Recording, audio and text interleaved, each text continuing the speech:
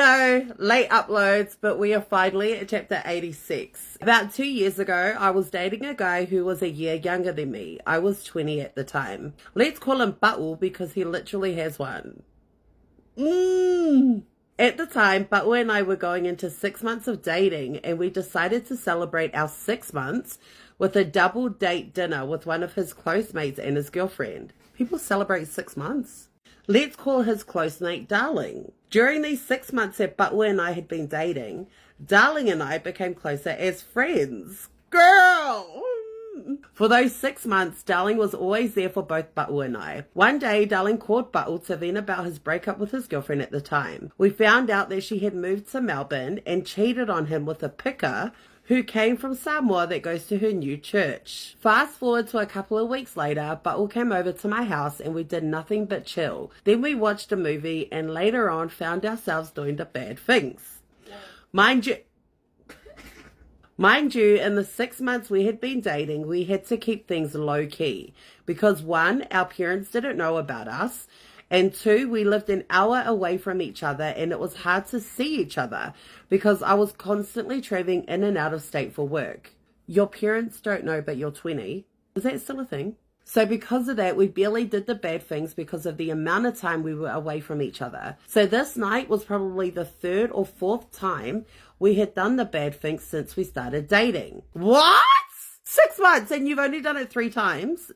No judgment, no judgment. Not everyone's a hosanna. Let me just say that all of the other times were traumatic because I had to pretend to orgasm just so it would be all over. Stop! Sometimes I would just make him bar just so he could feel satisfied, while I am out here feeling miserable as hell because I'm not getting the satisfaction I want. That's why I always say invest in toys. Anyways, after we do the bad things, Buttle decided to sleep while I'm sitting there next to him thinking of something to do because the bad things we just had was building up my trauma.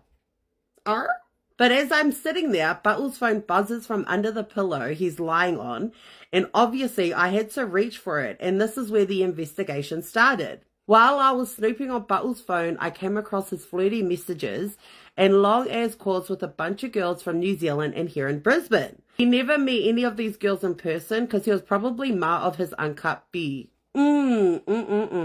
I continued looking through his messages and then I suddenly felt the urge to look through his photos, and what did I do?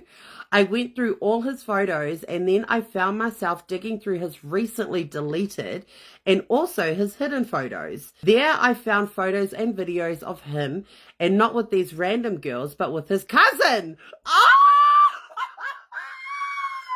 Who was always over his house. Let's call her Cuz. I came across photos of Buttle and Cuz hooking up in the car during church, and I knew it was during church because they were both in church clothes, and I could see the church in the background. I seen photos of them going out for lunch and photos of them going on dates, but that's not what traumatized me. What traumatized me the most was their mini bad things videotapes that they made at Buttle's house. His whole family left for a family funeral in New Zealand and he was left at home alone. She stayed there every day up until Buttle's family returned back from New Zealand. Now, I don't know who they thought they were, but they were literally making videos in the kitchen, living room, bathroom, and his bedroom. Sounds like a dream of mine, to be honest. Remember, I am looking through all of these while he's in my house, in my room, sleeping. Right after I airdropped every single receipt I found to my phone, I woke his ass up and told him to leave straight away. He woke up confused but eventually got mad because I called him all the colourful names you'll find under the sun. A few weeks later, he tried to get a hold of me again, but I had already blocked him on all socials and his number. By this time, his mate Darling knows about everything. Darling reaches out to me asking if I wanted to go for a cruise to talk about things, and at first I was a bit hesitant, but then I thought, why not? Because you know damn well you're not hesitating. So Darling and I end up going for a cruise and he drops me back home. I asked him to pull over a few houses down from mine and we chatted a little bit longer. Next thing you know, Darling goes in for a kiss and we start making out. And we eventually did the bad things after I snuck him into my house. Fast forward to a year and 5 months later, Darling and I are in the most healthy and happiest relationship ever. This is far from what we imagined, and we didn't expect one night together to spark into a 1 year and 5 month relationship. Ba'u, on the other hand, is no longer mates with Darling and is still a ba'u to this day. How would you know if he's still a ba'u though?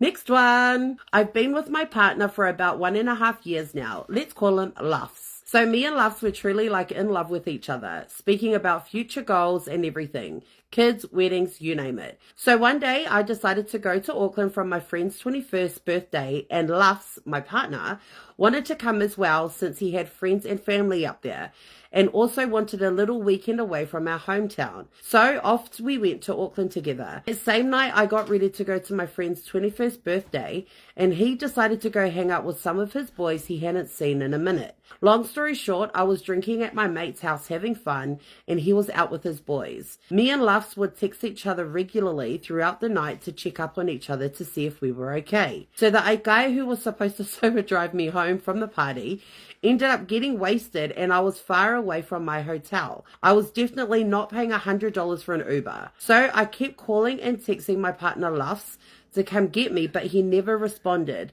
So I started getting really worried. 1 to 2 hours passed and no response. So I said, F it, I'll just pay the Uber back home because it was getting so late and we had a plane to catch the next day. Okay, so I won't expose Luffs too much because my sisters are forever on TikTok and will click on and know the story is about me. So Luffs is good looking. Some would say a bit too good looking. If you know, you know. But I never thought otherwise, just thought he was hot. Huh? Oh, like, I get what you mean. There had been previous talks about Luffs being one of those D-Lo Samoan guys who get with other Samoan guys, but me and Luffs were so in love, it blinded that thought to enter my mind. Fast forward, I end up making my way back to our hotel that night, worried why Luffs wasn't responding. So here I was thinking if the guy probably folded and went to sleep. But girl, tell me why before I enter my room, I hear like these little giggles coming from my room and my heart dropped. But then it started back up when I heard it was 2 guys giggling. Oh, girl, bye. Bye. So I opened the door, lights were off, and so I switched it on, and oh my days. There was my partner naked with another guy in our bed. I literally went blank. I stood there while they were quickly putting their clothes on and couldn't comprehend what I'm seeing. Am I really seeing my boyfriend with another guy? What else are you looking at? I slowly turned around and walked to the bathroom lost for words. I didn't know whether to cry or laugh, and then a thought sprung into my mind. Because I was already drunk, I was already feeling naughty. So I took a deep breath, walked outside to Luffs and this random guy, and I said, can I join? But what if he said no? So we all ended up doing the bad things, and oh my gosh, tell me why the other guy was bigger and better than Luffs. I ended up breaking up with Luffs because he needs to choose which tree he wants to climb.